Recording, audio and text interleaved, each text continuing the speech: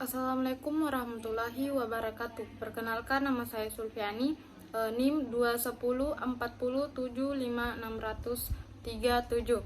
Saya akan memberikan kesimpulan tentang bagaimana membangun paradigma Qurani, yaitu pertama, konsep dan karakteristik paradigma Qurani untuk menghadapi kehidupan modern. Apa yang dimaksud dengan paradigma? Dari secara etimologis, kata paradigma dari bahasa Yunani yang asal katanya para dan digma. Para mengandung arti di samping, di sebelah, dan keadaan lingkungan, sedangkan digma berarti sudut pandang, teladan, arketif, dan ideal. Dapat disimpulkan bahwa paradigma adalah cara pandang, cara berpikir, dan cara berpikir tentang suatu realitas.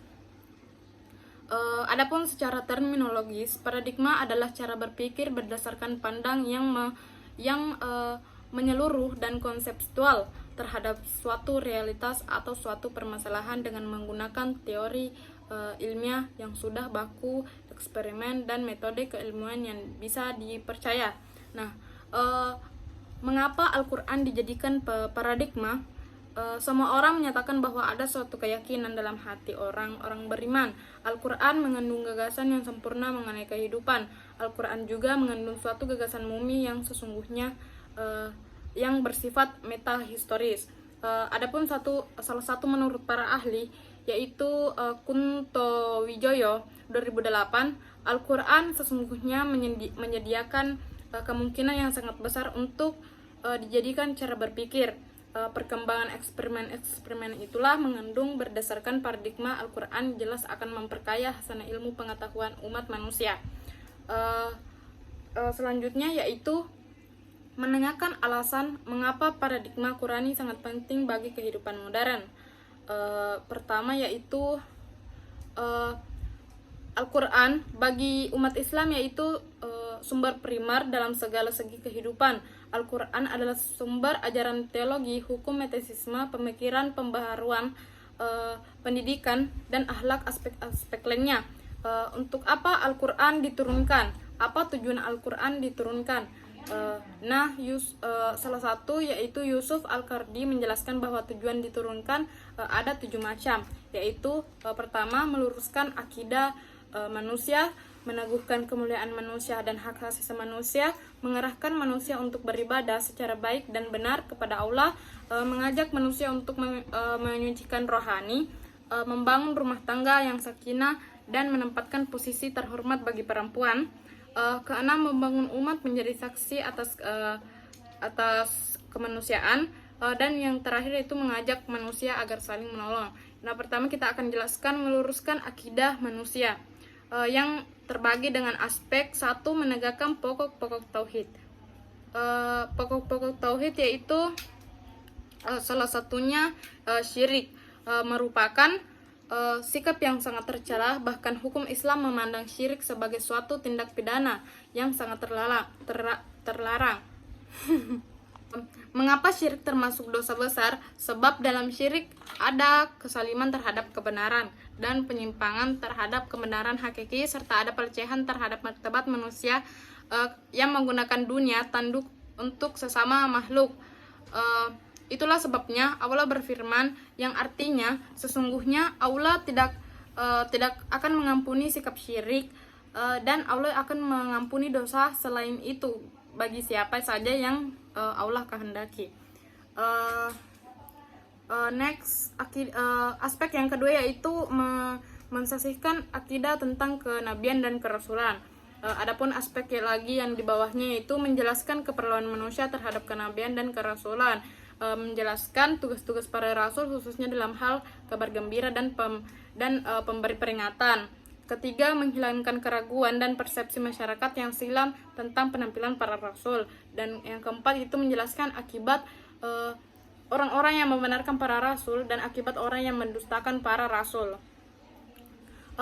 Aspek yang ketiga yaitu meneguhkan keimanan terhadap akhirat dan keyakinan akan ada balasan yang diterima di akhirat.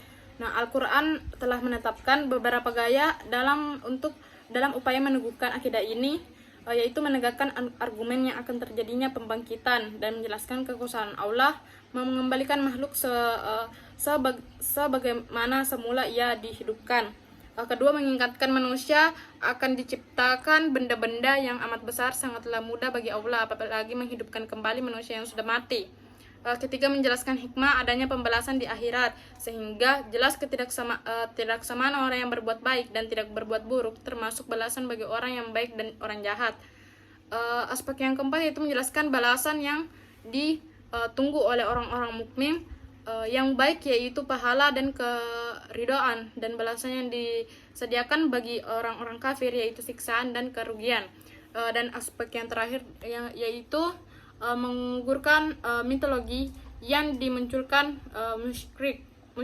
musyrikin bahwa Tuhan-Tuhan mereka dapat memberi syafaat pada hari kiamat yang akan datang. Kita akan menjelaskan lagi yang kedua, yaitu tujuan Al-Quran diturunkan. Yang kedua yaitu meneguhkan kemuliaan manusia dan hak asasi manusia. Pertama itu meneguhkan kemuliaan manusia. Allah berfirman, yang artinya, dan kami telah memuliakan keturunan Adam dan kami bahwa mereka untuk menguasai daratan dan lautan, dan kami resakikan kepada mereka yang baik dan kelebihan mereka atas kebanyakan sebagian yang telah kami ciptakan. Kedua yaitu menetapkan hak asasi manusia. Allah menciptakan manusia bebas berekspresi untuk berpikir dan berpendapat. Yang Allah berfirman artinya, katakanlah, perhatikanlah apa yang ada di langit dan apa yang ada di bumi. Next, meneguhkan hak duafa atau orang-orang lemah secara ekonomi. Al-Quran menetapkan hak asasi manusia secara umum dan Al-Quran secara khusus mengangkat hak-hak yang lemah agar tidak ternyana atau tersalimi oleh orang-orang kuat atau tidak dibaikkan oleh para penegak hukum. Nah, sangat banyak ayat Al-Quran yang membahas masalah ini. Ini baik ayat Makkiyah maupun ayat Madaniyah. Next, menggali sumber historis, filosofi, psikologis, sosiologis, dan pedagonis tentang paradigma Qurani untuk kehidupan modern. Dalam sejarah peradaban Islam ada suatu masa yang disebut masa Islam, yang disebut masa keemasan Islam. Kepada umat Islam berada dalam puncak kemajuan dan berbagai aspek kehidupan, ideologi, politik, sosial, budaya, ekonomi, ilmu pengetahuan, dan teknologi. Karena kemajuan itu, maka dunia Islam menjadi pusat peradaban dan dunia Islam menjadi superpower dalam ekonomi dan politik. Kalau secara mendalam, faktor yang menyebabkan umat Islam bisa maju pada saat itu dalam waktu yang amat lama, Al-Quran sebagai paradigma kehidupan.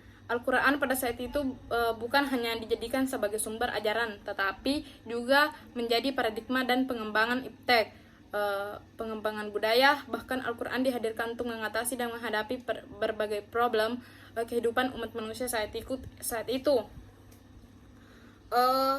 Pada zaman kemasan Islam, Al-Quran dijadikan sebagai paradigma dalam segala aspek kehidupan, dan Rasulullah menjadi role modern dalam mengimplementasikan Al-Quran sebagai dalam kehidupan sehari-hari. Selanjutnya itu membangun argumen tentang paradigma Qurani sebagai satu-satunya model untuk menghadapi kehidupan modern. Tidak sedikit orang berpandang bahwa untuk maju justru mereka harus meninggalkan ajaran agama mereka, sehingga mereka harus mengembangkan budaya sekular dan dalam segi kehidupan. Sementara bagi umat Islam untuk maju tidak perlu mengambil sekularasi, malah sebaliknya harus berkomitmen terhadap ajarannya.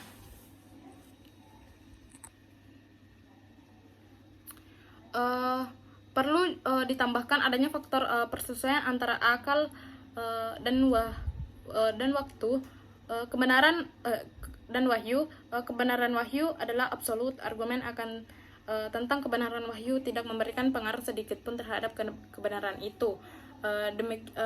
Demikian juga argumen yang menyatakan ketidakbenaran wahyu tidak lantas membuat wahyu itu menjadi tidak benar, akan tetapi apabila melakukan penalaran yang valid, maka ia sesuai dengan kebenaran wahyu.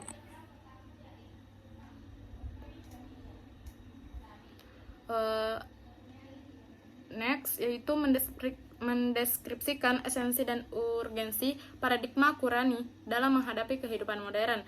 Nah, ciri utama kehidupan modern adalah pembangunan yang berhasil dan membawa kemajuan, kemakmuran, dan pemerataan. Lebih rinci yaitu para ahli, salah satunya itu Nurcholish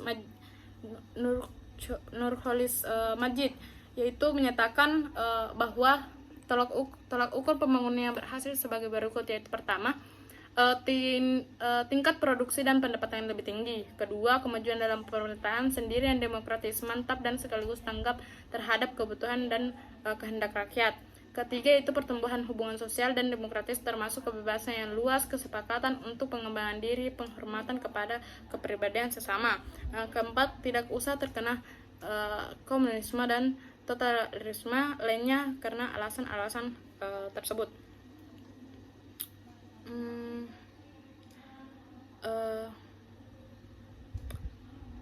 Itu tadi rangkuman dalam rangkuman tentang bagaimana membangun paradigma Qurani. Terima kasih.